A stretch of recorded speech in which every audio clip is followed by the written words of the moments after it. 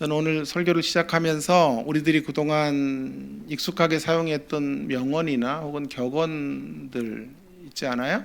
그런 것들에 대한 좀 뭐라 그럴까요? 유감이랄까요? 아니면 그에 대한 새로운 생각들이 필요하다라는 말씀을 좀 드리고 싶은데요. 예를 들면 이런 거죠. 뭐 믿져봐야 본전이다, 이런 격언인가요? 그런데 사실은 믿지면 본전이 안 돼요. 사실은 믿지면 크게 믿져요. 그래서 믿져봐야 본전이 아니라 믿져서 본전도 못 찾아요. 그러니까 믿지지 않도록 잘 우리가 생각하고 고민하고 자기 관리를 잘 하며 살아야 한다라는 말이 더 좋지 않을까요? 시작이 반이다라는 속담도 있습니다. 이 속담도 좀 따져봐야 할 필요가 있는데요. 시작해서 반까지 가기가 진짜 어려워요. 시작이 절대 반이 아니고요. 잘 하려고 시작을 해도 중간에서 반쯤 가서 다 포기하게 됩니다. 그래서 이 말보다는 이렇게 바로잡고 싶어요. 반쯤이라도 갈 수 있도록 시작해라, 이런 말이 더 낫지 않을까. 가만히 있으면 중간 간다라는 말도 유감스러운 말이에요. 절대 가만히 있으면 중간 못 가요. 최선을 다하고 적극적으로 달려가도 중간쯤 가는 거예요. 중간쯤 가는 거니까 이런 말도 그리 타당한 말이 아니다. 적극적이고 최선을 다하는 것으로 중간이라도 가라, 이 말이 더 나을 것 같습니다. 또 마지막 말은 티끌모아 태산이다. 그 말 틀린 말이에요. 티끌 모으면 티끌이지 절대 태산이 안 돼요. 그래서 이런 말 잘못 쓰면 젊은 사람들에게 욕 바가지로 먹어요. 삼포 시대 막 이런 젊은이들에게 티끌 모아 태산이다, 이런 말은 통하지가 않습니다. 여러분, 이런 여러 말들에 대해서 제가 좀 의문부호를 던지고 또 좀 유감을 표현했습니다만은 우리 신앙의 선배들이 우리에게 물려줬던 아주 귀한 뭐라 그래, 격언이라 그래야 되나요? 교훈이 있어요. 그것은 뭐냐면 목회에 대한 그분들의 정의인데, 목회를 우리 신앙의 선배들은 목회다 이렇게 말을 했어요. 목회는 먹회이다라는 말인데 자, 이 말은 생각하면 할수록 정말 타당하고 정말 깊은 말이다라는 생각을 하게 됩니다. 목회는 목회를 잘해야 된다라는 말, 새록새록 느껴지고 있는 것을 보게 됩니다. 먹는 문제가 성경의 예수님의 사역 가운데 얼마나 중요한가 하는 것을 우리는 여러 곳에서 확인할 수 있어요. 우리 예수님을 이상적인 목회자라고 우리가 만약에 그렇게 가정한다면 우리 주님은 그분의 사역의 핵심으로 먹는 것과 연관해서 사역을 설명하시고 있다라고 하는 것이죠. 목회에 충실하셨다라고 말할 수 있겠습니다. 오병이어의 기적이 먹는 문제예요. 먹는 문제. 스로보니게 여인 그 딸이 귀신이 들렸는데 주님 먹는 문제 가지고 이 문제의 해법을 푸시죠. 자녀들에게 줄 떡을 개에게 던지는 사람이 있냐라고 말씀하시는 것 역시 떡의 문제, 먹는 문제가 아닙니까? 우리가 오고 오는 모든 세대, 주님 오시는 날까지, 주님 앞에 서는 날까지 교회가 기념해야 될 중요한 어떤 기념의 사건은 성찬 예식인데요. 다음 주에 하신다고 하셨죠. 그래서 제가 맞춰서 온 거예요. 자, 그래서 그 성찬 예식, 주님의 살과 피를 먹고 마시는 문제, 이것이 바로 먹는 문제이다라고 말할 수 있겠어요. 오늘 본문에도 부활하신 주님이 세 번째로 제자들에게 나타나셔서 오늘 잘 읽어보시면 7명의 제자들에게 아침 조반을 먹이시는 이런 모습이 소개되어져 있어요. 와서 조반을 먹으라고 말씀하세요. 여러분은 부활절이 한참 지났는데 왜 부활의 이야기를 하는가? 이게 우리의 문제예요. 이게 여러분, 부활은 매주 기념해야 되는 것이기 때문에 부활절에만 부활의 이야기를 한다고 생각하는 고정관념을 버려야 합니다. 주님이 지금 제자들에게 찾아오셔서 손수 아침 조반을 차려주시는 이런 모습을 부활하신 후 세 번째 어떤 사역의 행적으로 요한복음은 기록하고 있단 말이에요. 저는 여기 좀 의아한 대목이 있지 않나 하는 생각을 해보게 되었는데요. 자, 주님이 부활하셨어요. 그리고 이제 얼마 있지 않으면 지상에 계시지 아니하시고 아버지 하나님께로 가세요. 그리고 재림 때나 오신다고요. 그러면 지금 주님에게 있어서 이 시간들은 금싸레기와 같은 시간이에요. 특별히 주님이 만일 복음을 전하는 것이 그분의 목표였다면, 자, 남은 시간이 별로 없기 때문에 빨리 사람들을 이왕이면 많이 불러 모아서 복음을 전해야 하는 것입니다. 보다 좀 큰 어떤 대규모의 인원들을 동원해서 한 번에 효과적으로 주님이 부활하셨음을 알리시고 하나님께로 돌아올 것을 촉구하는 집회 같은 것들을 여셔야 한다고 생각합니다. 적어도 한 잠실 야구장 같은 데 사람들을 모아놓고 너희들이 나를 핍박하고 죽였지만 나는 부활했다.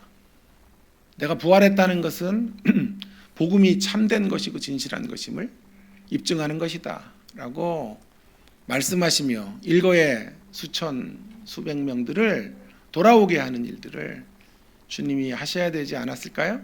그리고 제자들은 바로 그 일에 동역자들이 되고 전단지 같은 거 지나다니는 데다가 뿌리고 붙이고 예수 부활했네 라는 것을 알리는 일들을 했어야 하지 않을까 하는 생각이 듭니다. 그런데 오늘 본문의 말씀은 주님이 너무 시시한 일들을 하고 계시는 거예요. 고작 7명의 제자들에게 오셔서 그들로 하여금 153마리의 고기를 잡게 하시고, 그리고 더 허망한 것은 아침 조반을 얘들아 먹자 하고 식사를 나누고 계시는 모습을 보게 되는 것입니다.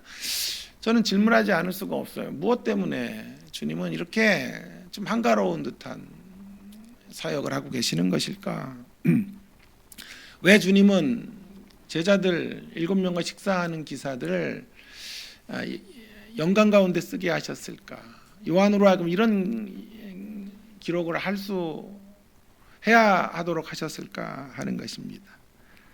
성경의 저자 요한은 왜 더 웅장하고 화려한 예수님의 사역을 소개하지 않고 지금 이렇게 시시하고 초라해 보이는 일들을 예수님이 하시는 모습을 우리 가운데 보여주고 있는 것일까?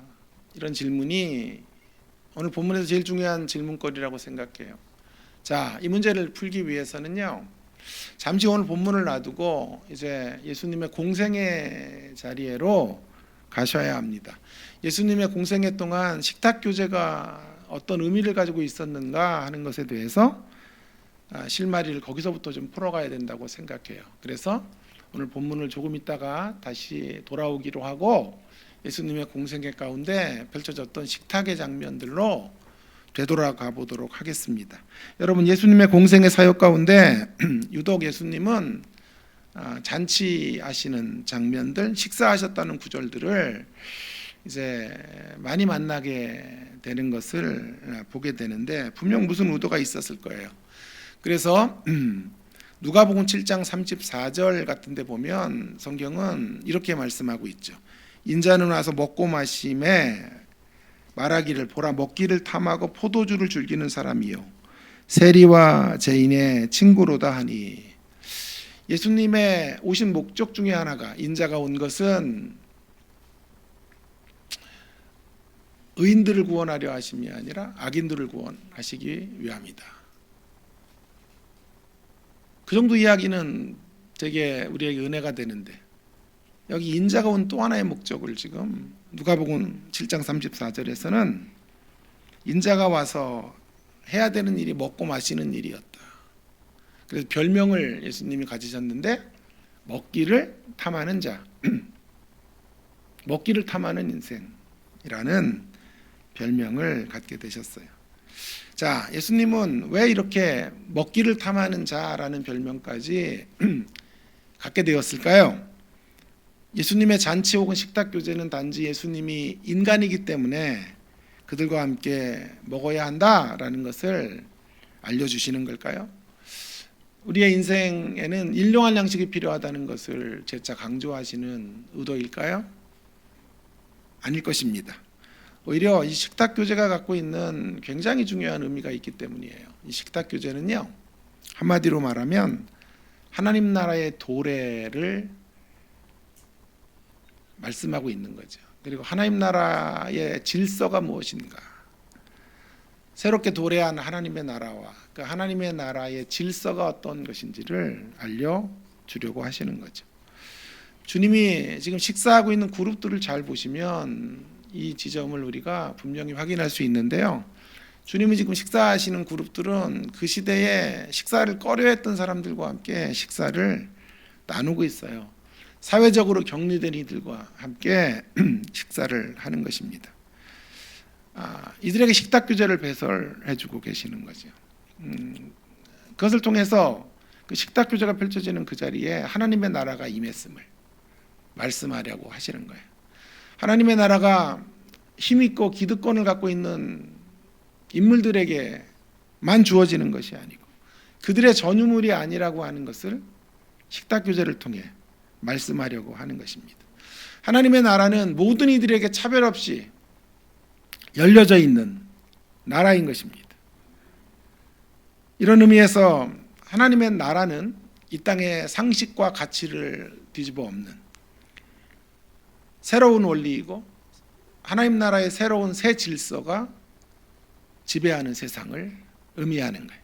그래서 어떤 이가 하나님의 나라를 그런 영어로 표현했죠. 업사이드 다운 킹덤. 업사이드, 위쪽이 아래로 내려오고 아래가 위로 올라가는, 하나님의 나라가 도래하는 곳에, 하나님의 나라가 임하는 곳에 업사이드 다운 킹덤. 하나님의 나라는 그렇게 우리의 기존의 체제를 뒤엎는 그러한 나라의 모습으로 우리 가운데 도래하고 있다는 것입니다. 자, 그것을 지금 주님이 사인하고 계시는 거죠. 그래서 세리와 창기와 죄인들의 집에 들어가시고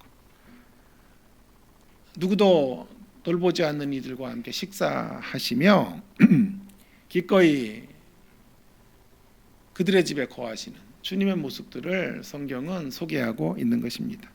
그 결과가 어떠했을까요? 그 당시에 종교 지도자들은 예수님의 이 식탁 교제를 어떻게 생각했을까요? 뭐 말할 것도 없죠. 곱지 않은 시선으로 예수님의 식탁 교제에 노골적인 어떤 혐오스러운 감정들을 폭발했습니다. 마치 예수님께서 하류층 사람들 그들에게 환심을 사려는 행동인 것처럼 오해를 했습니다. 사실 예수님이 십자가에 달려 돌아가신 여러 가지 이유들이 있지만 그 중에 하나가 식탁 교제의 문제가 연관되어 있다라고 말해도 틀리지 않을 것입니다. 자, 그러면 주님의 제자들의 반응은 또한 어떠했을까요? 주님의 제자들도 다른 건 다 주님에게 괜찮다고 그들은 주님의 사역에 대한 인정을 했지만 이것 한 가지만은 불만이 가득했습니다. 제자들의 불만 목록 1호는 아마 주님이 창기의 집에 들어가시고 세리와 함께 교제하시고 죄인들과 함께 먹고 마시는 모습이었다고 생각할 수 있습니다. 주님, 다른 것들은 다 저희가 용납할 수 있는데, 이해할 수 있는데 제발 세리의 집에는 가서 식사하지 마십시오. 창기들과 함께 떡을 나누지는 말아주십시오. 죄인들과 함께 포도주를 즐기시지는 마셔야 합니다. 급고 만류했을 것이 분명합니다. 주님, 우리가 오해를 받을 수밖에 없습니다. 가뜩이나 주님이 하시는 사역을 이상하게 바라보는 따가운 시선이 있는데 그들의 집에 들어가신다면 스캔들이 생기고 엄청난 오해들이, 또 저기적 방향으로 호감을 가졌던 사람들도 돌아서게 될 것이니 제발 이런 일만은 하지 말아 주십시오. 그렇게 반대했을 것입니다. 여러분, 예수님의 식탁에 대하여, 이 식탁 교제에 대하여 오늘의 현대인들은 어떻게 이해할까요? 현대인들에게도 이것은 매우 낯설고 매우 이상한 행동이라 생각할 것이 분명합니다. 식사는 격이 있다라는 게 우리의 통념이에요. 내가 어떤 사람과 식사한다는 것은 내가 그 레벨에 있다는 것을 의미하는 거죠. 그래서 우리는 더 유명한 사람과 식사하려고 하고 뭔가 이름 있는 사람들을 초대해서 함께 떡을 떼려고 하는 것이죠. 주님이 세리와 창기들과 함께 식사했다는 말은 그들과 걸맞는 수준의 사람이라는 것을 어쩔 수 없이 드러내는 반증이라고 세상 사람들은 그렇게 생각하고 있습니다. 자, 우리 시대의 교회는 어떨까요? 그러면 우리 시대의 교회마저도 예수님의 이런 행동을 충분히 이해는 하면서도 이것이 문자적으로 실천된다고 하면 교회가 이런 일들에 팔 걷어붙이고 나가야 한다면 그런 데까지는 달가워하지는 않을 것입니다. 이론적으로 예수님의 행동이 귀하다라고 하는 것을 인정하지만 실제로 세리와 창기와 같은 이들과 죄인들과 식사를 나누는 것, 그것을 현실적으로 우리가 감당해야 된다면 아마 매우 부담스러워할 것이고 교회에 대한 어떤 불만을 토로할 수밖에 없을 것입니다. 여러분, 이렇게 세상에 길들여지고 세상의 가치관에 익숙한 사람들, 우리 주님이 세리와 창기와 죄인들과 식사한 것을 결코 이해하지 못합니다. 왜냐하면 이 땅을 사는 모든 인생들 가운데 뿌리 깊은 선입견과 차별의식이 있기 때문에 그렇습니다. 인간은 실패한 사람들의 가슴에 주홍글씨를 붙여줘요. 영원히 회복하려고 하지 않아요. 흑인은 아무리 시대가 바뀌어도 흑인에 불과하다라는 고정관념을 갖습니다. 너와 나는 다른 사람이라고 선긋기를 하고 그룹짓기를 좋아합니다. 사람들은 신분을 중시하고 가문을 자랑하고 허탄한 신화 이야기하기를 좋아합니다. 자, 이런 세상 가운데 예수님이 오신 거예요. 예수님은 바로 이런 인간의 타락한 심령, 깊숙한 것을 정확히 알고 계셨습니다. 주님은 누구보다도 이런 인생들이 만들어내는 소외와 차별과 그리고 어두운 영의 가치관이 세상을 지배하고 있다는 것을 아셨습니다. 뿐만 아니라 세상만이 아니라 하나님을 아버지로 부르는 사람들의 가슴 속에도 이런 정신이 도도하게 흘러가고 있다는 것을 아셨죠. 결국 공생의 기간 동안 예수님이 세리와 창기와 죄인들과 함께 식타의 규제를 하시는 이유는 이제 선명해졌습니다. 그런 어두운 시대를 향한 도전이에요. 그런 어두운 시대를 향한 실물 교육을 몸소 실천하고 계시는 거죠. 주님은 어두운 영이 지배하는 세상, 그래서 차별과 소외와 반목과 질시가 가득한 세상을 향하여 도전하십니다. 세리와 창기와 죄인들의 집에서 식사하시면서 주님은 이렇게 말씀하시는 것과 같아요. 아까 말씀드렸던 것처럼 나는 의인을 부르러 오지 않았고 나는 죄인을 부르러 왔다고 말씀하시며 과감히 신분과 차별의 높은 벽을 넘어서고 계시는 거예요. 한국교회는 죄송합니다만 안타깝게도요, 중산층 이상의 교회로 가고 있어요. 중산층 밑에 사람들이 교회를 오기가 힘들어요, 사실은.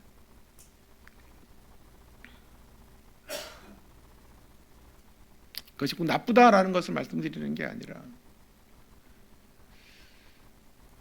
모든 이들에게 열려있는 교회가 아니다라는 거예요. 이 사회에 중간 이상을 사는 사람들이 모여있는 공동체가 교회가 되어가고 있어요. 누구에게든지 복음이 열려져 있어야 하고 교회의 문이 활짝 열려야 하는데 그렇지 않죠. 그것이 우리의 아픔이에요. 그런 교회를 향해 주님이 도전하고 계시는 장면이에요. 모든 이들에게 열려 계시는 주님의 모습을 보여주고 계시는 거죠. 자, 이것이 공생애 동안 주님이 하셨던 가장 중요한 사역 중에 하나예요. 그리고 오늘 다시 이제 본문으로 들어오겠습니다. 다시 마련되어지는 식탁 교제. 주님께서 부활하신 후 세 번째로 제자들에게 나타나시는 행적을 보여주세요. 세 번째 예수님의 사역이에요. 누구에게 오시냐 하면 이제는 제자들에게 오셔서 식사를 하자고 하시는 거예요. 여러분, 그들이 누구입니까? 제가 묻는 질문은 이것입니다. 그들은 과연 주님의 식탁에 앉을 만한 자격이 있는 사람들입니까? 죄송하지만 그렇지 않죠. 그들은 모두 주님을 배반한 인생들입니다. 그리고 오늘 본문의 앞부분을 보시면 그들은 주님 십자가에 돌아가시고 고기 잡으러 갑니다. 고기 잡으러 가는 것 그렇게 나쁘게 보지 말자고 하는 해석자들도 있더라고요. 저도 동의합니다. 먹고는 살아야 하니까. 예수님은 돌아가셨고 믿고 따랐던 주님은 죽으셨고 이제 자신들은 생계를 유지해 가야 하니까 고기를 잡으러 갔다고 저는 생각합니다. 그럴 수도 있다고 봐요. 그러나 아무리 많은 점수를 준다고 해도 이 제자들의 이런 고기 잡으러 가는 모습은 이후에 있을 오순절을 경험하고 힘있게 복음을 증거했던 제자들의 모습과 비교해 본다면 한없이 초라하고 열기가 빠져있는 모습인 것만은 분명해 보입니다. 저는 이렇게 설명하는 게 좀 타당하다고 생각해요. 제자들은 지금 시리에 빠져 있는 거예요. 주님과 세상 사이에 지금 양다리를 놓고 어정쩡히 서 있는 거죠. 주저하고 있는 거예요. 이제 어떻게 돼야 되나? 이제 어디로 가야 하나? 주님이 그들에게 3년 넘는 시간 가르쳐 주었던 생각들을, 가르침들을, 교훈들을 전부 잊어버리고 예수님의 십자가의 죽으심 앞에 충격을 받고 이전의 삶으로 돌아간 것이라고 해도 지나친 설명은 아닐 것입니다. 주님을 부인했고요. 현재적으로도 이제 주님을 따라갈 마음, 복음 증거자로 살아갈 마음이 현격하게 떨어져 있는 사람들, 그리고 옛생활로 돌아가 버린 인생들을 향하여 주님은 찾아오십니다. 그리고 그들의 헛수고로 끝난 고기잡이를 도와주십니다. 오른편에 6절에 보시면 그물을 던지라고 하시고 오른편에 그물을 던졌더니 153마리의 고기를 수확하게 되었습니다. 모나미 올펜 같은데 보시면 153, 그게 바로 여기에서 나온 거죠. 요즘은 잘 안 팔리는 것 같아요. 모나미 볼펜이 옛날에는 그거밖에 없었는데. 그리고 만선의 경험과 함께 계속 이어지는 오늘 본문의 이야기가 식사의 자리로 그들을 이끌어 가시는 거예요. 그들이 잡아온 생선, 떡을 준비하셔가지고 그들을 먹이시는 거예요. 얼마나 신선했을까? 갓 잡아 올린 생선을 가지고. 회는 아닌 것 같고 보니까 숯불에 구웠다고 하는 거 보니까 회는 아니에요. 회거리는 아니고. 그러나 그 맛이 꿀맛이었을 것 같아요. 그죠? 그 싱싱한 생선을 구우시고 주님이 손수 준비하신 떡을 그들에게 나누어 주신 거예요. 저는 이 기사를 통해 두 가지 메시지를 우리에게 주고 있다고 생각해요. 하나는 주님이 그의 제자들을 회복하시는 이야기이고 또 하나는 파송의 이야기예요. 먼저 회복하시는 주님의 모습을 우리는 여기서 포착할 수 있어요. 아직도 머뭇거리며 어떤 의미에서 구제불능의 제자들에게 다시 식탁의 교제를 허락하시는 거예요.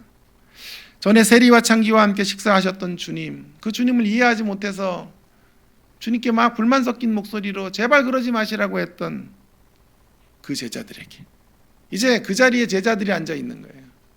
세리의 자리, 창기의 자리, 죄인의 자리에 제자들이 둘러앉아 있는 거예요. 그래서 그들에게 다 식삭을 배설해 주십니다. 오늘 본문 성구루제가 집어넣었던 12절의 말씀이 참 재밌는데요. 아침 주반을 먹자라는 주님의 말씀 앞에 유구무원, 아무도 말하는 이가 없어요. 아무도 말하는 이가 없죠. 당연히 비로소 깨닫게 된 거예요. 공생애 동안 자신들이 그렇게 예수님에게 만류했음에도 예수님이 왜 죄인과 세리와 창기들에게 나가서 식사하셨고 그들의 집에 머물게 되셨는지를 이제 알게 된 거예요. 예수님의 사역의 장면과 그들이 예수님을 만류했던 그들의 행동의 모습이 오버랩이 돼요. 주마등처럼 스쳐 지나가요. 세리, 창기, 죄인, 그리고 제자들. 이제 그 제자들이 그 실패의 모습, 초라한 머뭇거림의 모습으로 서 있었던 그 자리에서 주님을 만나는 거예요. 전에 실패한 인생들에게 오셔서 하나님의 나라를 선포해 주시고 그들이 하나님 나라의 일원이다라고 말씀해 주셨던 주께서 이제 동일한 실패, 아니 더 처절한 실패의 자리에 있는 제자들에게 오셔서 얘들아 아침 조반을 먹자 하십니다. 그들을 회복하시겠다는 뜻이죠. 어제의 모습으로 너희를 대하지 않겠다. 그들을 치유하고 계시는 거예요. 나에게 너희들의 실패와 좌절은 별로 중요하지 않아. 이제 앞으로 살아갈 미래가 중요해 라고 말씀하고 계시는 거예요. 또 한 가지는요, 이 메시지는 치유와 회복의 메시지를 넘어 파송의 메시지예요. 이 식탁교제가 제자들, 초대교회 공동체, 그리고 오늘의 교회에게 주는 메시지는 너무도 분명해요. 주님의 교회가 세상 끝날까지 해야 될 일이 무엇인지를 말씀하고 계시는 거예요. 그것은 바로 우리가 포기한 사람들까지도 이 식탁의 교제 안으로 초대하는 사역이에요. 목사님이 광고하시며 귀한 선교지에 계신 폴란드와 독일의 선교사님들 말씀을 해주셨는데 바로 그런 거예요. 누구도 돌아보지 않는 난민들을 먹이고 재우고 따뜻한 밥 한 끼를 지어주는 사역, 바로 그게 식탁의 교제인 것이죠. 창기들이 초대되었듯이, 세리들이 초대되었듯이, 죄인들이 초대되었듯이, 그리고 주님을 부인했던 제자들이 이 회복의 식탁에 초대되었듯이 우리 교회가 바로 이 일을 해야 되는 것입니다. 교회를 파송하시는 말씀이에요. 주님은 이 땅에 온통 교회를 향해서만 기대를 갖고 계세요. 누가 주님의 마음을, 시대를 바라보는 주님의 통증을 누가 공감할 수 있을까요? 교회밖에 없어요. 교회마저도 손을 떼면 주님의 역사는 이루어질 수 없는 거예요. 그래서 지상교회를 향해 기대를 갖고 계시고, 지상교회가 반드시 감당해야 될 귀한 사역 중에 하나가 바로 이거예요. 우리 시대의 현대판 세리와 현대판 창기와 현대판 죄인들을 끌어안고 그들에게로 나아가 주님의 회복의 선언을 해주고 식탁의 자리에 앉게 하는 일입니다. 귀한 선교사님들의 사역의 이야기를 들으셨지만 그분들에게만 이런 명령이 주어진 게 아니고 저와 여러분의 삶의 일상에서, 삶의 자리에서, 여러분의 가정에서 이런 일들을 감당해야 되는 거예요. 저는 선교지로 가는 것만큼 중요한 것이, 혹은 힘든 것이 일상이라고 생각해요. 늘 일상에서 자녀들 둘셋 낳아가지고 지지고 볶고 사는 거 진짜 어려운 거예요. 제가 그런 얘기 많이 드렸죠. 정말 어려운 거예요. 선교지 나가서 하는 사역만큼 어려운 거예요. 그게 왜냐하면 늘 안 바뀌잖아. 새 심줄보다 더 강력한 그런 인생들, 에고 스파이크들이 날마다 폭발하는 인간들, 그런 인생들을 앞에 일상에서 그걸 참고 견디고 그들과 함께 아침을 먹고 그들과 함께 식사의 교제를 나누는 거, 이게 정말 어려운 거예요. 그렇게 내 마음을 아프게 하는 남편에게 밥을 차려주는 거, 이런 게 어려운 거라고요. 사실은 속썩이는 자녀 도시락 싸주고 축복해 주는 게, 이게 어려운 일이에요. 어려운 일.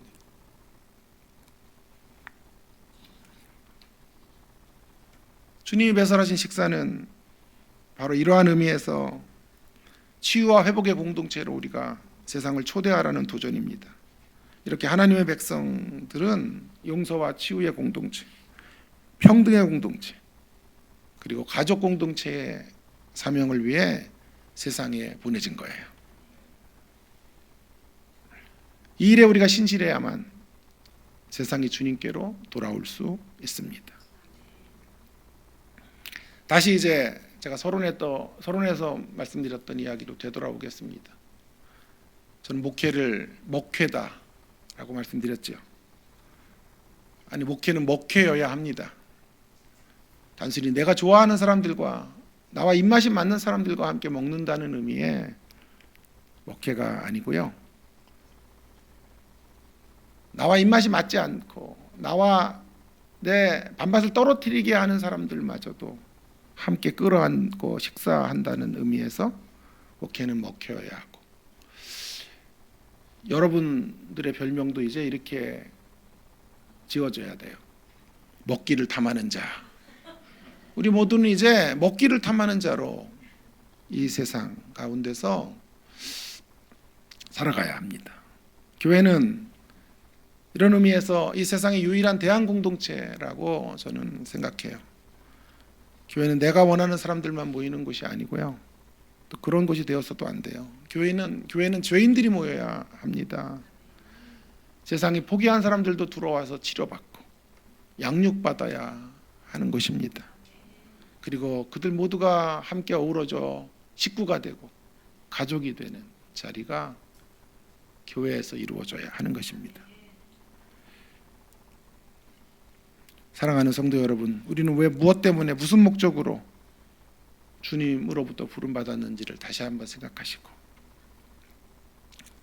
오늘 주신 말씀이 우리에게 큰 도전이 되기를 바라고, 이 식탁의 의미를 알리는 일에 쓰임받는 저와 여러분 모두가 되기를 주의 이름으로 축원합니다. 마지막으로 한 가지 강조할 것은, 이런 일들을 해야만 한다가 아니라 이런 일들을 감당하기 위해서 분명한 전제 조건이 하나 있어야 돼요. 그게 뭘까요? 먼저 우리가 이 사실을 분명히 확인하고 우리 안에 각인시켜 놔야 돼요. 그것이 뭘까요?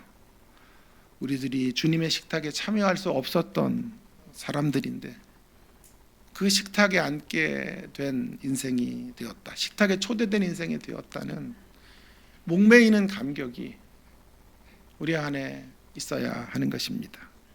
우리는 주님의 구원과 회복을 베푸시는 식탁의 자리에 사실 앉을 수 없는 자들이었어요. 우리의 사악함과 부패함, 우리 선한 일을 하면서도 죄를 져요. 거룩한 일을 하면서도 그 안에 공명심과 자기의와 이런 죄악된 존재들이에요. 조금 남보다 의로운 자리에 올라가면 그게 무기가 되어서 상대를 찌르고, 그래서 너무 잘하지도 마세요. 너무 잘하면 교만하니까. 잘하는 것만큼 무너지는 우리의 모습들을 보는 거예요. 우리의 모습이에요. 우리의 모습 안에 물질을 끝없이 추구하는 탐욕스러운 세리의 모습이 있어요. 우리의 모습 안에 세상을 향한 쾌락과 정욕을 하나님보다 더 사랑하는 창기의 모습이 있어요. 2년 동안 저는 투병을 하면서 암 회복을 위해 달려왔는데요. 몸이 너무 좋은 날이 있고 또 어떤 날 몸 컨디션이 너무 바닥을 칠 때가 있어요. 바닥을 칠 때 그때 그렇게 겸손해져요. 하나님 살려주세요. 도와주세요. 그러다가 몸이 조금 좋고 이런 날들은요, 내 마음이 또 왜 이렇게 교만해지는지 몰라요. 영적 간음자예요. 정말. 저는 크린치의 명수야. 주님 이렇게 끌어안고 위기 때는 그냥 막 끌어안아요. 막 공간도 안 주고 그냥 막 끌어안고 살려달라고 막 불쌍히 여겨달라고. 그러다가 조금 살만해지면 대면하고 주님 없이도 살 수 있는 것처럼 걸어가는 저의 모습들을 보는 거예요. 간헐적 의존자로 하나님을 섬기고 있어요. 전천 의존으로 하나님 앞에 나가지 못하는 저의 모습들을 보는 거예요. 이게 세리의 모습이 아니에요. 이게 창기의 모습이 아니에요. 우리의 모습 안에 근본적으로 악을 향해 달려가고 있는 죄인의 모습이 있습니다. 여러분, 그런 유명한 말이 있잖아요. 죄를 지어 죄인이 아니에요. 죄인이기 때문에 죄를 짓는 거예요. 잘못한 인간이 아니라 잘못된 방향으로 존재하는 인간이에요. 다시요. 잘못한 인간이 아니라 잘못된 방향으로 존재하는 인간. 그게 우리예요. 그래서 안 되잖아요. 결심하면 안 되잖아요. 결심 크게 해보세요. 더 안 돼요. 강력히 결심해보세요. 더 안 돼. 오늘은 상냥하리라. 아침에 새벽 기도 때 결심해보세요. 태클 거는 인간들이 그날따라 왜 이렇게 많은지. 안 돼요. 저도 열심히 해봤거든. 결심하고 다짐하고 또 결단하고 그럴 때마다 와르르 무너지는 나의 모습을 봐요. 어쩔 수 없이 죄인이기 때문에 죄가 내 안에서 나가요. 그래서 그렇게 한참 가다가 얘기했잖아요. 저는 이제는 결단하지 않고 살기를 결단한다니까. 결단하면 안 되니까 차라리 결단 없이 사는 게 낫겠다. 그게 옳다는 얘기가 아니라 그만큼 신자의 삶이 어렵다라고 하는 것이죠. 우리의 모습 안에 나의 유익과 구차한 목숨 때문에 주님을 부인하는 세리 제자들의 모습들이 있습니다. 이런 구제불능의 인생에게 오셔서 먼저 회복의 식탁을 베풀어 주셨고 주님의 살과 피를 먹고 마시라고 하셔서 우리를 소생지켜 주셨습니다. 주님은 우리의 과거의 모습이나 현재의 초라함이 아니라 우리의 미래의 변화의 모습을 바라보시고 우리를 소망의 사람이라 그렇게 칭해 주십니다. 우린 또 실패하고 침륜에 빠질 거예요. 그러나 결코 좌절하지는 않습니다. 왜냐하면 아침마다 새롭게 우리에게 오셔서 아침 조반을 먹이시는 주님의 은혜 때문에 그렇습니다. 그래서 성경 기자는 말하죠. 아침마다 새롭고 늘 새로우니 주의 성실함이 크도다. 제가 존 오트버그 목사님 이야기를 했었죠. 다시 한번 이 말씀을 하고 마칠게요. 그의 누이 이야기를 했습니다. 어릴 때 인형 하나 선물 받은 누이가 80이 넘었는데 갖고 있어요. 그 인형은 중고품 인형인데 그 인형의 가치가 어디 있는가 제가 물었죠. 그 가치는 인형의 상태에 있지 않아요. 새로운 인형 사면 되는 거죠. 폐품으로 버리면 되는 거죠. 그 인형의 가치는 인형의 상태가 아니라 인형에게 쏟아부은 주인의 사랑에 있어요. 넣어야 한다. 여러분, 저는 말씀을 다시 한번 준비하면서 하나님, 전 중고품 인생입니다. 암수술도 하고 여러 가지 부족한 인생이에요. 사실 재활용도 힘든 중고품 인생. 그런데 주님은 늘 저에게 말씀해 주세요. 넣어야 한다. 너와 함께 일하고 싶어. 난 새로운 얼굴에 관심 없어. 너를 통하여 너와 함께 귀한 사역을 감당하고 싶다. 말씀해 주시는 거예요. 로마서 11장 29절을 읽다가 펑펑 울었네요. 하나님의 은사와 부르심에는 후회가 없다.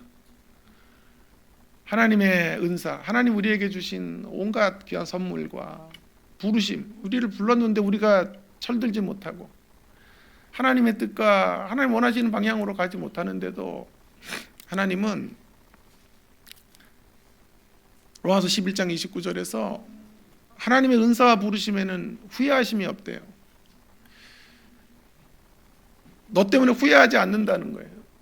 나도 내가 후회스러운데, 내가 살아온 날들 되돌아보면서 참 부끄러울 때가 있는데, 나도 내 자신이 싫은데, 주님은 나는 너를 한 번도 후회한 적이 없어. 너가 죄를 짓고 온갖 추한 일을 저지를 때에도 나는 너를 선택한 것을 후회한 적이 없어 라고 말씀해 주시는 거예요.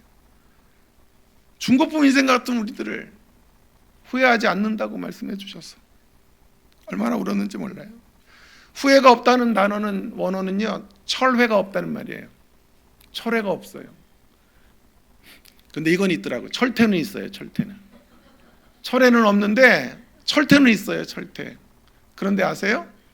철퇴를 강하게 내려치면요, 뭘 반증해 주는 건고 아니, 철회가 없다는 것을 반증해 주는 거예요. 하나님이 정말 사랑하는 자들에게 강한 철퇴를 내리시는 거예요.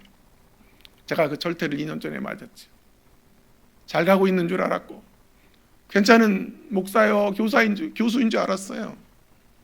좋은 아빠고, 이만한 수준의 남편이 이 땅에 어딨나 소리치면 그렇게 살았어요.